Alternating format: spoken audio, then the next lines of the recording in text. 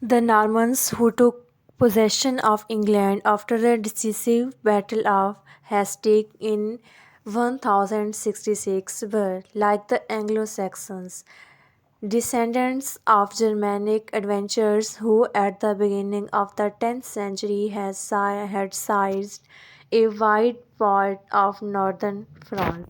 Their name is actually a contraction of Norsemen, a highly adaptable people. They had adopted the French language of the land they had settled in and its Christian religion. Both in Normandy and in Britain, they were great builders of castles with which they enforced their political dominance and magnificent church. Norman bishops who held land and castles like the barons, wielded both political and spiritual authority. The earlier Norman kings of England, however, were often absentee rules as much concerned with defending their continental possessions as with ruling over their English holdings. The English crown's French territories were enormously increased in 1155 when Henry II, the first England's Plantagenet king, ascended the throne. Through his marriage with Eleanor of Aquitaine, the divorced wife of Louis fifth of France, Henry had acquired vast provinces in the southwest of France. The presence of a French-speaking ruling class in England created exceptional opportunities for linguistic and cultural exchange. Four languages coexisted in the realm of Anglo-Norman England. Latin, as it had been for decades, remained the international language of learning, used for theology, science, and history. It was not by any means a written language only, but also a lingua franca by which different nationalities communicated in the church and the newly founded universities. The Norman aristocracy, for the most part, spoke of daily life between masters and servants, encouraged bilingualism. Different branches of the Celtic language group were spoken in Scotland, Ireland, Wales, Cornwall, and Brittany. Inevitably, there was also literary intercourse among the different languages. The Latin Bible and Latin saints' lists provided subjects for a great deal of Old English as well as French poetry and prose. The first medieval drama in the vernacular, the play of Adam, with elaborate stage direction in Latin and realistic dialogue in the Anglo-Norman dialect of French, was probably produced in England during the 12th century. The Anglo-Norman aristocracy was especially attracted to Celtic legends and tales that had been circulating orally for centuries. The 12th century poets Thomas of England, Mary de France, and Christian de Troyes each claim to have obtained their narrative from Breton storytellers, who were probably bilingual performers of native tales for French audience. Britain may indicate that they came from Brittany, and it may have been a generic term for a Celtic bard. Mary speaks respectfully of the storytellers, while Thomas expresses caution about their tendency to vary narrative. Critique accuses them of marring their material, which he boasts he had retold with an elegant fusion of form and meaning. Mary wrote a series of short romances which she refers to as lays originally told by Britons. Her versions are the most original and sophisticated examples of the genre that came to be known as Britain lay represented here by Marys Lanval and Foyle. It is very likely that Henry II is the noble king to whom she dedicated her lays and that they were written for his court. Thomas composed a moving, almost operatic version of the adulterous passion of Tristram and Isolde, very different from the powerful version of the same story by Berold, also composed in the last half of the 12th century. Crichton is the principal creator of romance of chivalry, in which knightly adventures are a means of exploring psychological and ethical dilemmas which that the knights must solve. In addition to displaying martial prowess in saving ladies from monsters, giants, and wicked knights. Britain, like Mary, is thought to have spent time in England at the court of Henry II. Thomas, Mary, and Crichton de Troyes were innovators of the genre that had become known as Romance. The word Romance was initially applied in French to a work written in the French vernacular. The 13th century Roman de Troyes is a long poem about the Trojan War in French. While this work deals mainly with the siege of Troy, it also includes stories about the love of Troilus for Cressida and Achilles for the Trojan princess Polyxena. Eventually, romance acquired the generic association it has for us as a story about love and adventure. Romance was principal narrative genre for late medieval readers insofar as it was centrally concerned with love. It developed ways of representing psychological interiority with great subtlety. That subtlety itself provoked a subgenre of questions about love. Thus, in the late 12th century, Andreas Capellanus wrote a Latin treatise, the title of which may be translated The Art of Loving Correctly. In one part, Eleanor of Aquitaine, her daughter the Countess Mary de Champagne, and other noble women are cited as a Supreme Court rendering decisions on difficult questions of love.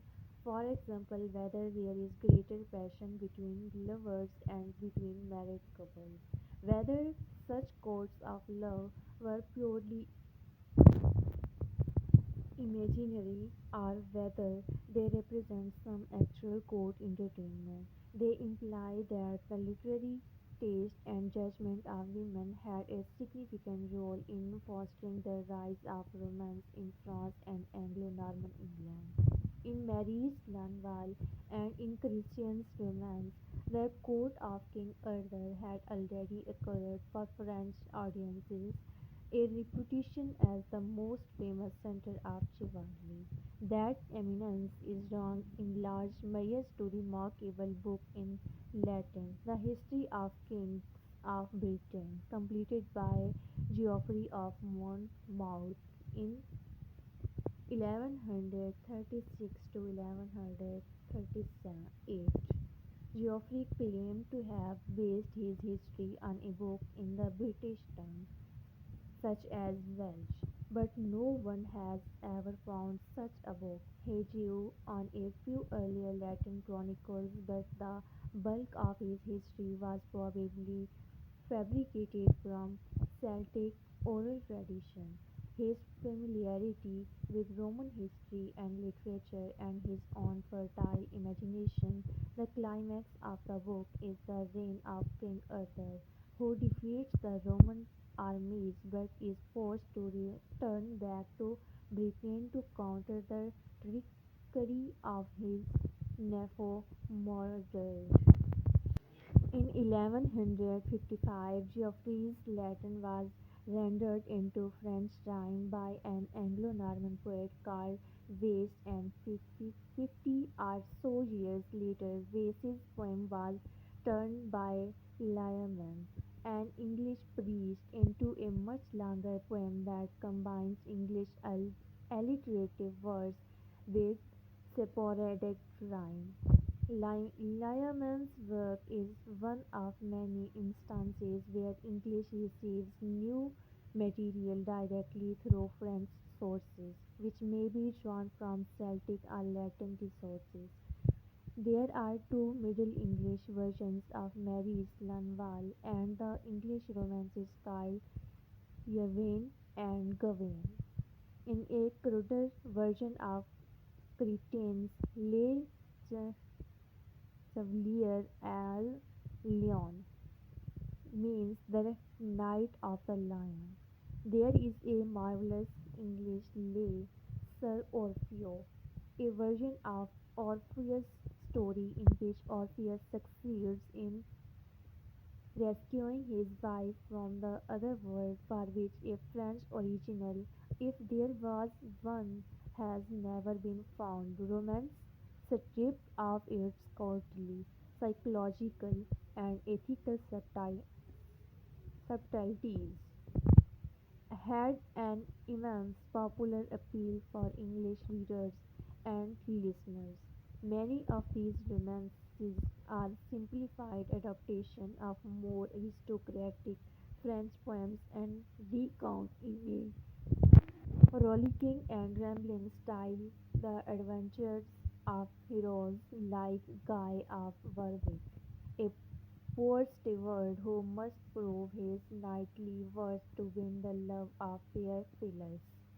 The ethos of many romances, aristocratic and popular alike, involves a knight proving his worthiness through nobility of character and brave deeds rather than through high birth.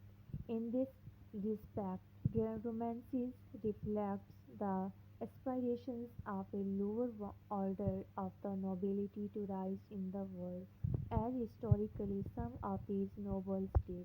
William the Marshal, for example, the fourth son of Baron of middle rank, used his talents in war and in tournaments to become tutor to the oldest son of Henry II and Eleanor of Aquitaine.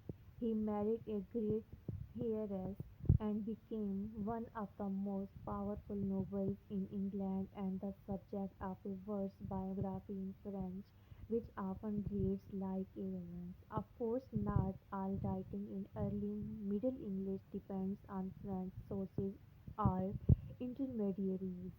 The Anglo-Saxon chronicle continued to be written at the monastery of Peterborough.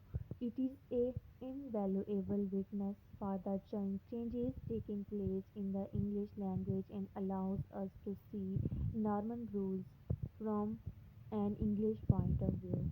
The Owl and the Nightingale, such as Hay 12th century, it is a witty and extremely poem in which these two female birds engage in a fierce debate about the benefits their singing brings to humankind.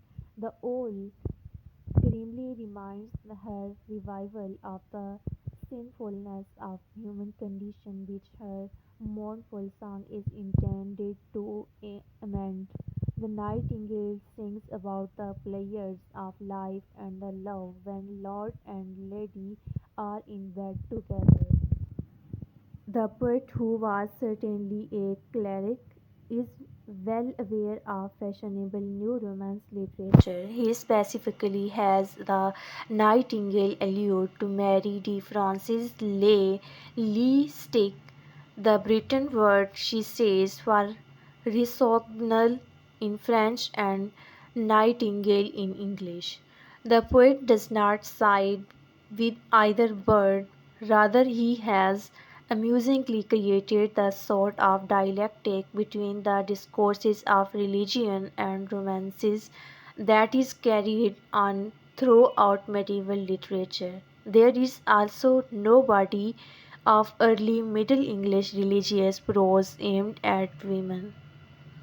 Three Saints' Lives celebrates the heroic combats of virgin martyrs who suffer dismemberment and death.